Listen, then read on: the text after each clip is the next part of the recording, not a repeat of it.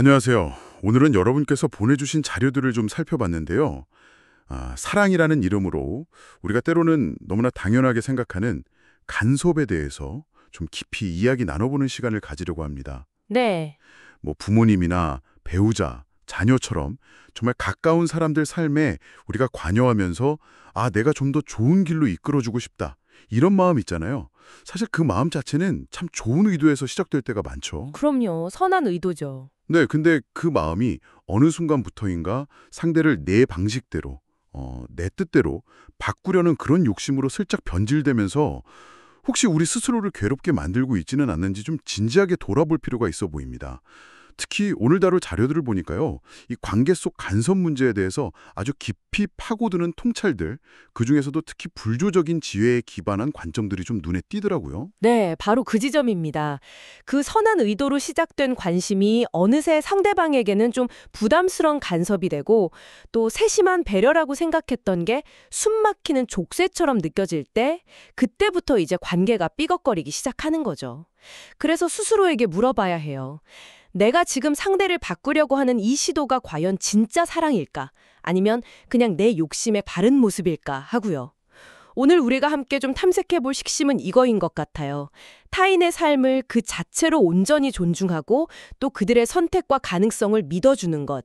이게 어떻게 보면 역설적이게도 상대방뿐만 아니라 바로 나 자신의 마음의 평화와 자유를 찾는 길이다. 이 점입니다. 그렇다면 우리는 왜 처음엔 좋은 의도였다고 스스로 생각하면서도 결국에는 타인의 삶에 이렇게 간섭하게 되고 또 그 과정에서 스스로를 불행하게 만들게 되는 걸까요? 그 뿌리 깊은 원인부터 한번 파헤쳐 보죠. 첫 번째 섹션에서는 바로 이 간섭의 심리적 배경, 그러니까 욕심과 집착에 대해서 이야기 나눠보겠습니다. 관계에서 문제가 생기는 그 근본 원인을 찾으려면 우리가 왜 타인의 삶에 이렇게 개입하려고 하는지 그 동기부터 좀 들여다봐야 할 것 같아요. 많은 분들이 이걸 뭐 관심이다, 애정 표현이다, 심지어는 책임감이다 이렇게 말씀하시지만 보내주신 자료들에서는 그 밑바탕에 상대를 내 뜻대로 통제하려는 욕심 그리고 집착이 숨어 있다고 아주 날카롭게 지적하더라고요. 이 부분이 좀 더 구체적으로 와닿지 않을 수도 있을 것 같아요. 그렇죠. 우리는 보통 무의식적으로 자기만의 옳고 그름에 대한 기준을 가지고 있잖아요. 네, 그렇죠. 그리고 그 기준으로 끊임없이 다른 사람을 평가하고 또 내 기준에 안 맞으면 저건 틀렸어 이렇게 생각하면서 바꾸려고 하죠. 근데 참 흥미로운 게 자료에서 인용된 불교적 관점에 따르면요. 우리가 명백하게 옳고 그르다 이렇게 판단하고 개입해야 할 정도로 심각한 행위는 딱 5가지로 제한된다는 거예요. 5가지요. 어떤 것들이죠? 네, 살생, 도둑질, 그리고 성폭행, 또 명백한 거짓말, 마지막으로 술에 취해서 다른 사람에게 심각한 해를 끼치는 행위. 딱 이 5가지예요. 그러니까 그 5가지 극단적인 경우를 빼면요. 예를 들어 뭐 배우자의 승습이나 성격 아니면 자녀의 진로 선택, 부모님의 생활 방식 같은 그런 문제들은요. 그런 건 사실 잘못된 것이라기보다는 그냥 나와 다른 것으로 봐야 한다는 말씀이시군요. 하는 거죠. 아, 절대적인 선악의 문제가 아니라 그냥 관점의 차이라는 겁니다. 그런데 우리는 이 다름을 잘 용납하지 못하는 경우가 많아요. 상대를 내 생각대로, 내 방식대로 움직여주기를 바라는 마음. 이게 바로 이기적인 욕심이라는 거죠. 그 다름을 인정하지 못하는 마음 밑바탕에는 또 다른 심리가 숨어 있는 것 같기도 해요. 말씀하신 것처럼 관계를 마치 일종의 거래처럼 여기는 그런 계산적인 태도 말이죠. 내가 이만큼 시간과 노력을 들였으니까 당신도 내 기대만큼 해줘야 해. 내가 원하는 걸 당신이 채워줘야만 해. 뭐 이런 생각들이요? 네, 바로 그겁니다. 그런 계산적인 마음이 밑에 깔려 있으니까 내 기대가 충족되지 않으면 즉각적으로 실망하고 원망하는 마음이 확 올라오는 거죠. 그리고 그 불만을 해소하려고 상대를 바꾸려는 시도를 멈추지 못하게 되는 거고요. 자료에 등장하는 법륜 스님의 표현을 빌리자면 이게 아주 잘 드러나는데요. 정말 직설적이세요. 하나 잡아서 평생 뺏겨 먹으려고 하는 심보로 골린다. 이게 무슨 사랑이야, 장사지. 와, 장사라니. 정말 날카로운 지적인데요. 그쵸. 관계를 장사처럼 대하는 그 순간 진짜 연결은 사라지고 조건과 계산만 남게 되는 거죠. 관계를 장사로 본다면 손익계산이 안 맞을 때 당연히 화가 나고 어떻게든 본전을 찾거나 이익을 내려고 상대를 막 뜯어 고치려 들겠네요. 근데 그게 과연 가능할까요?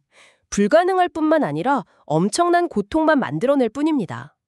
타인의 마음과 삶을 내 마음대로 조종하겠다는 생각 자체가 사실 얼마나 오만한 생각인가요? 자료에서는 이런 생각을 완전히 독재 중에도 상독재라고까지 표현하더라고요. 상독제요? 네. 심지어 한 명의 마음도 나를 좋아하도록 하기는 불가능합니다라는 말처럼요. 한 사람의 마음조차도 온전히 내 뜻대로 할 수 없는 게 현실이잖아요. 타인의 마음과 삶은 결코 나의 통제 아래 있는 영역이 아니다. 이 엄연한 진실을 받아들이는 게 모든 관계 문제 해결의 출발점인 것 같아요. 결국 그런 헛된 시도에서 오는 모든 피로감, 스트레스는 고스란히 나에게 돌아오는 거군요. 자료에 나온 쓸데없이 남의 인생에 간섭을 많이 했기 때문에 자기가 지친 거지 라는 말이 그래서 더 와닿는 것 같습니다. 네, 맞아요. 마치 내가 해결할 수도 없는 남의 숙제를 막 끌어안고 끙끙대는 것 같아요. 내가 책임질 필요도 없는 남의 인생 걱정 리스트, 이걸 스스로 만들어서 전전긍긍하는 거죠. 관리할 수도 없는 일을 관리하려고 했으니까 지치는 게 당연하고요. 그렇습니다. 결국 나를 지치게 만드는 근본 원인은 상대방의 행동이나 상황 그 자체가 아니라 그것에 대해서 내가 헛되이 개입하고 바꾸려고 애쓴 바로 그 나의 노력 때문인 셈이죠. 이런 간섭과 집착의 역학관계는 특히나 혈연으로 맺어진 부모-자식 관계에서 더욱 복잡하고 좀 첨예하게 나타나는 경향이 있는 것 같아요. 네. 다음 섹션에서는 이 부분을 좀 더 깊이 들여다보겠습니다. 인간관계 중에서 정말 부모와 자식 관계만큼 깊은 애정과 동시에 또 질긴 집착이 공존하는 관계도 참 드물죠. 그렇죠. 그러다 보니까 사랑이라는 이름으로 행해지는 간섭이 너무나 자연스럽게 여겨지기도 하고 때로는 서로에게 의무라는 이름의 무거운 족쇄를 채우기도 하는 것 같습니다. 네, 먼저 부모가 성인 자녀에게 행하는 그 간섭의 문제부터 좀 짚어보죠. 많은 부모님들이 자녀가 20살, 30살이 넘어서도 마치 어린아이 대하듯이 삶의 아주 세세한 부분까지 관여하려고 하시잖아요. 네, 그렇죠. 걱정이 되니까요. 네. 하지만 자료에서는 아주 단호하게 선을 긋습니다. 자식이 20살이 넘으면 생은지가 주인이에요. 부모로서 자녀에게 할 일은 끝났다. 20살이 넘으면요? 네. 20살 넘긴 자녀는 더 이상 부모의 연장선상이 아니라는 거죠. 자신의 삶을 스스로 책임지고 결정해야 하는 독립된 인격체다. 이런 선언입니다. 자녀의 결혼 상대라든지 직장 선택, 심지어 손주 양육 방식까지 부모님이 걱정하고 조언하는 걸 넘어서 막 간섭하는 경우가 정말 많은데 이게 결국은 내 욕심으로 아이를 보고 있구나라는 자기 중심적인 시각에서 비롯된 거라는 분석에 참 인상 깊었어요. 네. 아까 이야기 나눴던 그 거래 심리하고도 연결되는 것 같아요. 내가 자식한테 쏟은 시간과 정성, 돈에 대한 어떤 보상을 기대했는데 그 기대대로 자녀가 움직여주지 않을 때 느끼는 실망감, 일종의 투자 실패에 대한 집착처럼 느껴지기도 하고요. 맞아요. 그 마음의 본질을 이렇게 들여다보면 자녀를 위한 걱정이라기보다는 내 기준, 내 기대를 충족시키려는 욕심에 더 가깝다는 거죠. 자연의 이치를 살펴봐도 이 점은 좀 분명해지는데요. 자료에 나오는 비유가 아주 적절해요. 어미닭은 병아리가 스스로 모이를 쪼아먹을 수 있을 때까지만 정말 목숨 걸고 지킨다고 하잖아요. 네. 이건 종족을 보존하려는 아주 강력한 본능이죠. 근데 병아리가 자라서 혼자 생존할 수 있게 되면 어미닭은 더 이상 그 병아리한테 집착하지 않는다는 거예요. 아, 그래요? 네, 자신의 생존, 그러니까 개체 보존 본능으로 초점을 옮기는 거죠. 자연계 대부분의 동물들은 새끼가 독립할 시기가 되면 미련 없이 떠나보낸다고 합니다. 그런데 유독 인간만이 성인이 된 자식에게까지 과도한 애착과 기대를 놓지 못하고 스스로 좀 부자연스러운 괴로움을 만들어내고 있다는 거죠. 한편으로는 또 자녀된 입장에서 부모님을 향한 지나친 의무감이나 죄책감에서도 좀 벗어날 필요가 있다는 지적도 중요하게 다뤄지고 있더라고요. 네, 그 부분도 중요하죠. 물론 연로하시거나 병든 부모님을 돌보는 것은 인간적으로 정말 가치 있는 선행이지만 그게 내 삶 전체, 내 가정 전체를 희생하면서까지 무조건 짊어져야 하는 절대적인 의무는 아닐 수 있다는 관점이었어요. 그렇습니다. 세상의 자연스러운 이치는 내리사랑이라는 거죠. 우리가 부모님께 받은 사랑과 은혜는 내가 다시 부모님께 그대로 갚는 방식으로 작동하는 게 아니라는 겁니다. 자료의 표현을 다시 빌려보자면 부모가 내 똥기저귀 갈아준 거를 나는 내 자식한테 똥기저귀 갈아주고 내 자식은 또 제 자식한테 이렇게 흘러가는 것이 세대를 잇는 자연스러운 생명의 순환이라는 거죠. 아, 내리사랑이군요. 네. 물론 부모님께 감사하고 효도하는 마음은 중요합니다. 하지만 과거에 받은 것에 대한 과도한 부채의식 때문에 현재 나의 삶, 나의 가정, 나의 행복을 송두리째 저당 잡힐 필요는 없다는 겁니다.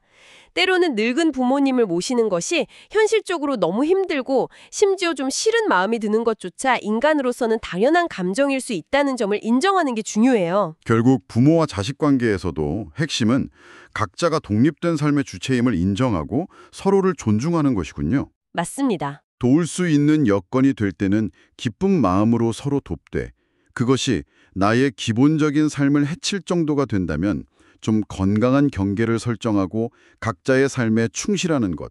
이것이 부모와 자식 모두가 불필요한 죄책감이나 원망 없이 자유롭고 행복해질 수 있는 길이라는 말씀으로 이해됩니다. 네, 정확합니다. 이런 존중과 기대 내려놓기의 원리는 부부관계라는 또 다른 중요한 관계에서도 똑같이 어쩌면 더 복잡하게 작용할 것 같다는 생각이 드네요. 맞습니다. 부부관계 역시 서로에 대한 기대치가 너무 높거나 상대방을 내 입맛에 맞게 바꾸려는 그런 시도 때문에 갈등과 고통이 끊이지 않는 경우가 정말 많죠. 어쩌면 새삼에서 가장 가깝다는 이유로 사랑이라는 이름 아래 가장 심한 간섭과 통제를 하려는 관계가 부부일지도 모르겠습니다. 그렇죠. 내가 당신 사랑하니까 당신을 위해서 하는 말이야 라면서 끊임없이 지적하고 바꾸려고 드는 경우 주변에서도 정말 종종 보게 되는 것 같아요. 네, 바로 그런 부부관계의 본질과 갈등의 원인을 아주 쉽고 재미있게 설명하는 비유가 자료에 등장하는데요. 바로 생선과 가시 또는 알밤과 가시 비유입니다. 생선과 가시요? 네.